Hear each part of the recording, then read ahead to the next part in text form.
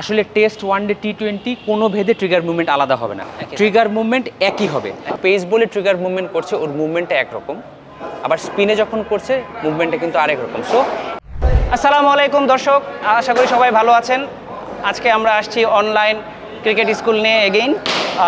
আজকে আমাদের মাঝে আছে আমার খুব কাছের একজন মানুষ, খুব প্রিয় মানুষ, সারিয়া নাফিস। বাংলাদেশকে অনেক দিন সার্ভিস দিয়েছেন। আজকে আমার খুব ইম্পর্টেন্ট একটা বিষয় নিয়ে আমরা আলোচনা করব, ট্রিগার মুভমেন্ট। ট্রিগার মুভমেন্টটা খুব ছোট একটা জিনিস, বাট এই ছোট্ট জিনিসটা আপনার ব্যাটিংকে অনেক কিছু চেঞ্জ করে দেয়। এই বিষয়ে আজকে আমরা আলাপ করতেছি। নাফিস, প্লিজ, ট্রিগার মুভমেন্টটা আসলে কি জিনিস? আচ্ছা, প্রথমত ট্রিগার শব্দটার অর্থ হচ্ছে গিয়ে কোনো কিছু হওয়া বা শুরু হওয়া। ট্রিগার করা, আমরা বলি না ট্রিগার করা। জি। সো ট্রিগার মুভমেন্টটা হচ্ছে গিয়ে ব্যাটিংয়ে আমি যখন খেলবো কোনো বল, হোক এটা পেস বোলিং অথবা স্পিন বোলিং, খেলা শুরু করার আগে যেই পজিশনটা নেওয়ার শুরু করা, সেটাকে আসলে ট্রিগার মুভমেন্ট বলে। তো মানে অ্যাকচুয়ালি বলটা খেলার আগে আমি নিজেকে বলটা খেলার জন্য যে রেডি করতেছি, এটাকেই আসলে ট্রিগার মুভমেন্ট বলে। সো জাস্ট এক্সাম্পল হিসেবে দেখাচ্ছি যে রাহিব দাঁড়াও, তুমি পেস বলে কিভাবে ট্রিগার মুভমেন্ট করো। অলরাইট, আবার তুমি স্টান্সে যাও, তুমি স্পিনে কিভাবে ট্রিগার মুভমেন্ট করো।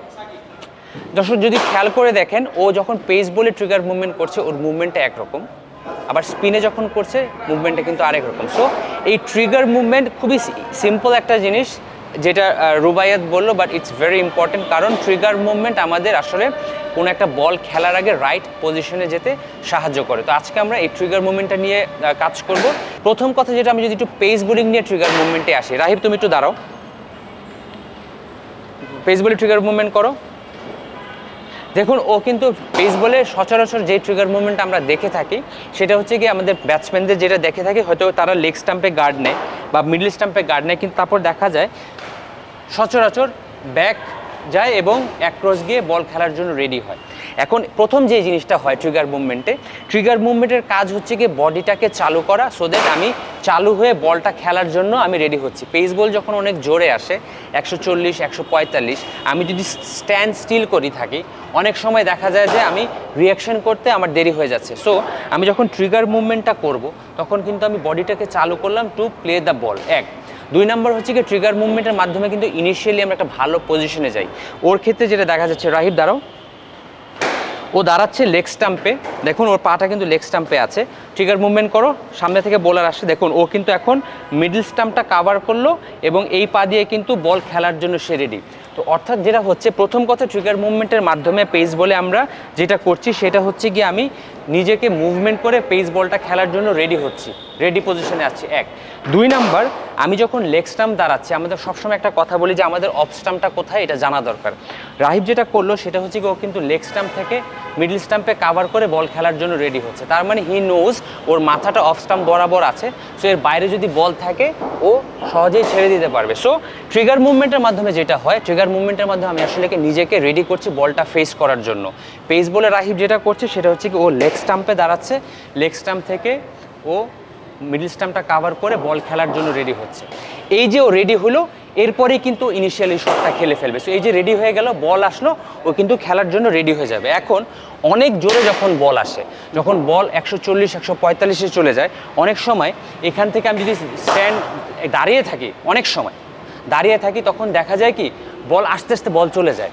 আমরা একটা কথা বলে থাকি ক্রিকেটে যে ও অনেক সময় পাচ্ছে, কিন্তু এই প্লেয়ারটা সময় পাচ্ছে না। সময়টা কেন পায়?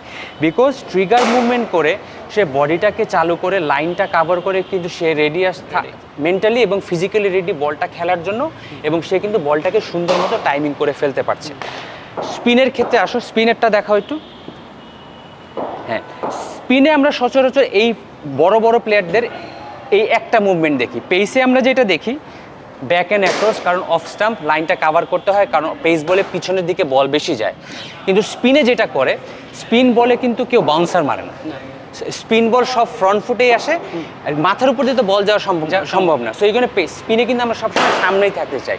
তো স্পিনের ট্রিগার মুভমেন্টটা কিন্তু আবার ম্যাক্সিমাম টপ প্লেয়াররা যেটা করে, একটা ফরওয়ার্ড প্রেস করে, এটাকে বলে ব্যাক অ্যান্ড অ্যাক্রস, আর এটা হচ্ছে কি ফরওয়ার্ড প্রেস। তার মানে কি বল করার সময় যখন করছে আমি খেলার জন্য রেডি, তারপরে যদি বল সামনে আসে আমি খেলে ফেলবো, আর আমার যদি এখান থেকে বল পিছে যায় আমি পিছে চলে যাব। সো এখন আসতেছি আমি কতটুকু করব। আইডিয়ালি ট্রিগার মুভমেন্ট আমি যদি লেগ স্টাম্পে দাঁড়াই, এক স্টাম্পের বেশি না। অনেকে দেখা যায় কি, যেমন হাসি মামলার ছিল, এটা ইউনিক, বা স্টিভেন স্মিথ করে এখান থেকে একদম পুরো অফ স্টাম্পের উপর উঠে যায়। এটা ওদের জন্য এক কার্যকরী সিস্টেম, বাট আসলে যেটা আমরা স্টুডেন্টদের বলি, এক স্টাম্প, লেগ স্টাম্প থেকে মিডল স্টাম্প অথবা মিডল স্টাম্প থেকে অফ স্টাম্প কাভার করা। না হলে হবে কি, যেহেতু আমি এখান থেকে এদিকে একটু স্টাম্পের ভিতর দিকে যাচ্ছি, বেশি করলে দেখা যাবে আমার বডি এদিকে ঝুঁকে পড়তে পারে, তখন আমি কিন্তু লেগ স্টাম্পের বল খেলতে পারবো না। সো ট্রিগার মুভমেন্ট করার সময় যেটা মনে রাখতে হবে সেটা হচ্ছে গিয়ে এক স্টাম্প রেডি, এবং মাথা যাতে সোজা বোলারের দিকে থাকে, বোলারের দিকে, এই দিকে না। আমার বোলার আসছে, এই সোজা সামনে থেকে বোলার আসছে, আমি এক স্টাম্প যাব, মাথাটা বোলারের দিকে থাকবে। এখন নেক্সট প্রশ্ন, ট্রিগার মুভমেন্ট করার পর আমার আসলে বডি ওয়েটটা কোথায় থাকবে? আমি এখান থেকে গেলাম এক স্টাম্প, বডির ওয়েটটা আমার কোথায় থাকবে? বডির ওয়েটটা আসলে থাকতে হবে আমাদের ফ্রন্ট ফুটের হাঁটু বরাবর। আমি যদি এখান থেকে যাই, পিছেও না বেশি সামনেও না, এই যে আমি যে এখান থেকে গেলাম ব্যালেন্স পজিশন, এটাকে অনেক সময় বক্সার্স পজিশন বলে। ব্যালেন্স পজিশনে ফ্রন্ট ফুটের এই যে হাঁটু বরাবর, ফ্রন্ট ফুটের হাঁটু বরাবর, তার মানে আমি রেডি। বেশি যদি সামনে চলে যায় তাহলে কিন্তু আমি ওভার কমিটেড হয়ে যাচ্ছি, আবার পিছে যদি থাকি তাহলে কিন্তু আমার মাথা চলে যাচ্ছে। সো ফ্রন্ট ফুটের হাঁটুর বরাবর থাকলে হচ্ছে কি আমি একদম রেডি পজিশন, এবং আমি খেলতে পারবো। সিমিলারলি স্পিনে যখন আমি দাঁড়াচ্ছি, আমি যে ফ্রন্ট ফুটে যাব, আমি ওভার কমিটেডও হব না, আমি আবার পা নিব, আবার মাথাও পিছে থাকবে না। আমার যেটা করতে হবে সেটা হচ্ছে কি একদম ব্যালেন্স পজিশন, হাঁটু বরাবর থাকতে হবে, এটা হচ্ছে কি পারফেক্ট পজিশন। এখন অনেকেই যেটা করে, অনেক সময় বেশি অ্যাক্রস চলে যায়, তখন তারা পায়ের মধ্যে বল বেশি লেগে যায়, বা স্পিনেও যদি আমি বেশি অ্যাক্রস চলে যাই, দেখা যাবে যে আমার বডির মধ্যে লেগে যেতে পারে। So this is very important. Trigger মুভমেন্টটা যদি আমি রাইটলি করতে পারি তাহলে আমি একটা ভালো পজিশন নিতে পারি। পেস বলের ক্ষেত্রে এক স্টাম্প রেডি, স্পিনের ক্ষেত্রে এক স্টাম্প রেডি। এখন তো আধুনিক ক্রিকেটে T20, 50 ওভার্স, টেস্ট ম্যাচ তিনটাই আছে। দেখা যাচ্ছে T20 সময় আমাকে দেখাচ্ছে ওই সময় অনেক অল্প সময় হাই ইন্টেন্স, ওই সময় আমার ট্রিগার মুভমেন্টটা কি সেম থাকবে?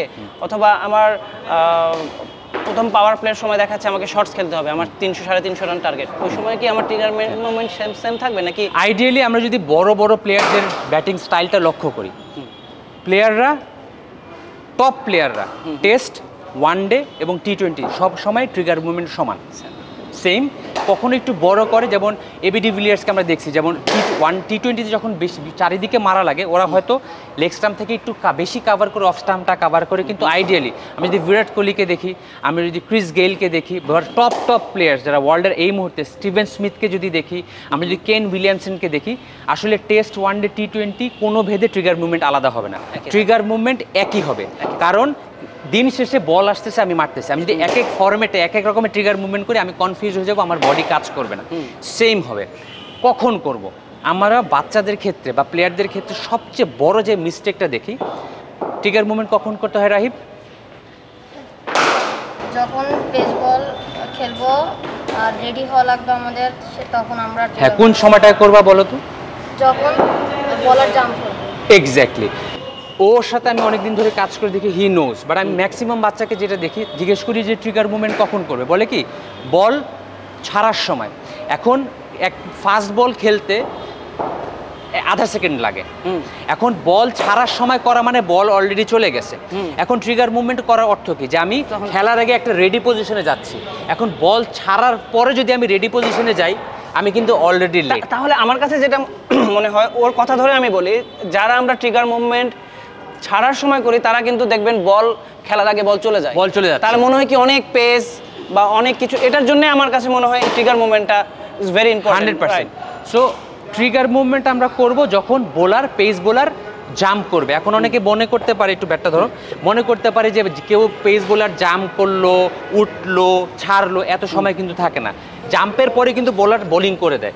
সো যখন বোলার, পেস বোলার জাম্প করবে, তখনই আমি ট্রিগার মুভমেন্ট করে ফেলবো। তাহলে আমি রেডি, আমার বডিটাও মুভমেন্ট শুরু করে ফেলেছে, তাহলে আমি বল করলে বল করবে, আমি বলে লাইনে গিয়ে খেলবো। কিন্তু যারা বল ছাড়ার সময় ট্রিগার মুভমেন্ট করে, তারা দেখা যায় যে সেকেন্ড স্টেপটা আর নিতে পারে না। সো পেস বোলিংয়ের ক্ষেত্রে ট্রিগার মুভমেন্টের টাইমিংটা হবে 100% বোলার যখন জাম্প করবে, বোলার যখন বোলিং করার জন্য জাম্প করলো তখনই আমরা ট্রিগার মুভমেন্টটা করে ফেলবো।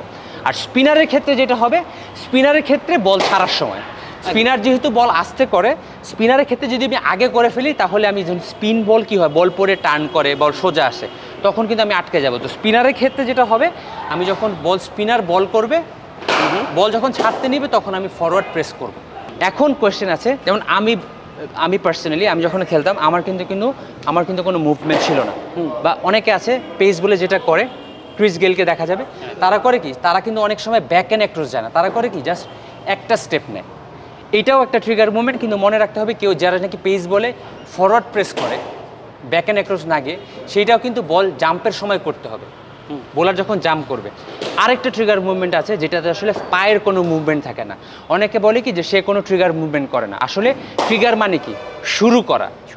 ওই ক্ষেত্রেও কিন্তু ট্রিগার মুভমেন্ট হয়। ওই ক্ষেত্রে ট্রিগার মুভমেন্টটা কী হবে, মাথায় রাখতে হবে, আমি যখন এভাবে দাঁড়াচ্ছি, যে নাকি এরকম ব্যাক অ্যান্ড অ্যাক্রস যাচ্ছে না বা যে সামনে যাচ্ছে না, তারও ট্রিগার মুভমেন্ট, কারণ ট্রিগার হচ্ছে কি শুরু করতে হবে কি, আমার ব্যাটিংয়ের মুভমেন্টটা শুরু করতে হবে। ওই ক্ষেত্রে তাদের ট্রিগার মুভমেন্টটা কী হবে, যখন বোলার জাম্প করবে তখন তার হাতটা উঠানো শুরু করতে হবে, এইটাই তার ট্রিগার মুভমেন্ট। যেমন আমার ক্ষেত্রে যেটা ছিল, ছোট ছোট চেঞ্জ আমাদের ক্রিকেটের ব্যাটিংটাকে কত ডিফারেন্স করে দেয়।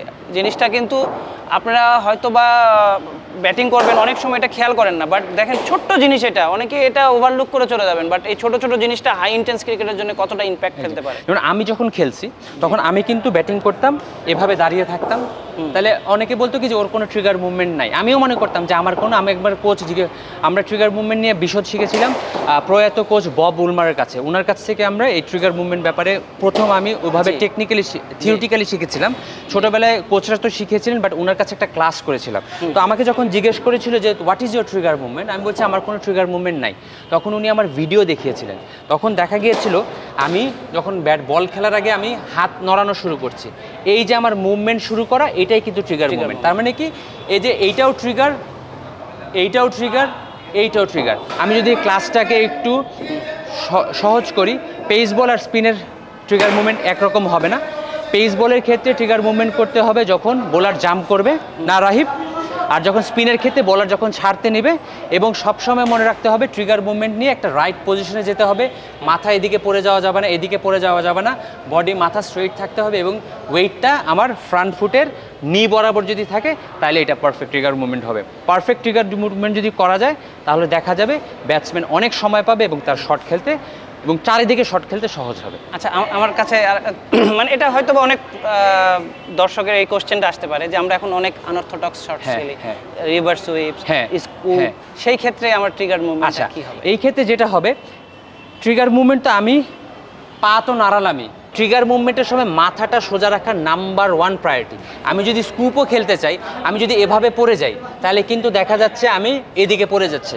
ট্রিগার ওইটা খেলার সময় কিন্তু আমার মাথাটা বলের কাছে রাখতে হবে, সো দ্যাট আমি স্কুপটা এভাবে খেলতে পারি। অথবা আমি যদি রিভার্স সুইপ খেলতে থাকি, মাথাটা যদি সোজা থাকে তাহলে আমার রিভার্স সুইপ খেলতে কোনো সমস্যা হবে না। মাথাটা সোজা থাকাও ট্রিগার মুভমেন্ট রেখে খুবই ইম্পর্টেন্ট। ট্রিগার মুভমেন্টের ক্ষেত্রে কতটুকু মুভ করতেছি, 1, 2 নাম্বার হচ্ছে গিয়ে মুভ করার পর আমার মাথার পজিশনটা কোথায়, এবং সার্বক্ষণিক ব্যাটিংয়ের মেইন পার্ট মাথা যদি সোজা থাকে, মাথা আমাদের সবচেয়ে ভারী পার্ট, মাথা যদি এদিকে পড়ে যায় বডির ব্যালেন্স এদিকে চলে যাবে। মাথা যদি স্ট্রেট থাকে পুরো ব্যালেন্সটা আমার সোজা থাকবে, শর্ট খেলে ইজি হবে। নরমাল জিনিস, আমি যদি মাথা সোজা থাকে আমার সবকিছু সোজা লাগবে, আমি যদি বাঁকা করি আমার কিন্তু সবকিছু উল্টাপাল্টা লাগবে। এবং মাথা যেহেতু মানুষের শরীরের সবচেয়ে ভারী পার্ট, মাথা কিন্তু আমাকে ডিকটেট করে। সো আমরা সবসময় বলি মাথাটা বোলারের দিকে থাকতে, উঠানো শুরু করতে হবে। আরেকবার বলি, পেস বলের ক্ষেত্রে যারা ব্যাক অ্যান্ড অ্যাক্রস করেন, পেস বোলার যখন জাম্প করবে তখন এক স্টাম্প গিয়ে এভাবে থাকতে হবে। স্পিনের ক্ষেত্রে ফ্রন্ট প্রেস, আর যারা নাকি কোনো ধরনের ট্রিগার মুভমেন্ট করে না তাদের জন্য হাতটা এবং মাথা শুরু করতে হবে। আই হোপ রাহিব বোঝা গেছে। একবার একটু দেখা দাও দর্শকের জন্য পেস বলের ট্রিগার মুভমেন্টটা কেমন হবে। মাথা স্ট্রেট, আচ্ছা। আর স্পিনে ভেরি গুড। আর যদি ধরো তোমার কোনো ফ্রেন্ড আছে না যারা ট্রিগার মুভমেন্ট করে না, তাদের জন্য তোমার পরামর্শ কি থাকবে, হাতটা উঠানো শুরু করতে হবে। আমার মনে হয় দর্শক বোঝা গেছে। রাইট টাইমে প্রপার ট্রিগার মুভমেন্ট করলে ব্যাটিংটা ইজি হয়ে যাবে ইনশাল্লাহ। আমার ক্রিকেট স্কুলের সব স্টুডেন্টদেরকে বলছি, আমার বিশ্বাস আজকের এই ট্রিগার মুভমেন্টটা আপনারা সিরিয়াসলি নেবেন এবং এই সিরিয়াসনেস আপনাকে ব্যাটিংয়ে অনেক কাজে দিবে, এটা আমি আপনাকে ইনশিওর করছি। জিনিসগুলো হয়তো বা খুব ছোট ছোট মনে হবে, বাট এটা অনেক বড় ইস্যু হয়ে দাঁড়ায়। যখন আপনি রান পাবেন না তখন আপনি আসলে বুঝতে পারবেন না যে ছোট্ট একটা ইস্যুর জন্য আপনার ব্যাটিং হচ্ছে না। তো এরকম প্রোগ্রাম ইনশাল্লাহ আমরা আরও অনেক করব। আপনাদের কাছ থেকে আমরা অনেক রিপ্লাই চাচ্ছি। আপনারা কি চাচ্ছেন, কোন বিষয়টা চাচ্ছেন, কোন শট চাচ্ছেন, কোন বোলিং চাচ্ছেন, আমরা ইনশাল্লাহ সব কিছু আপনাদের মাঝে একে একে নিয়ে আসবো। আপনারা আমাদের সাথে থাকবেন, বিশ্বাস ভালো লাগবে। আসসালামু আলাইকুম।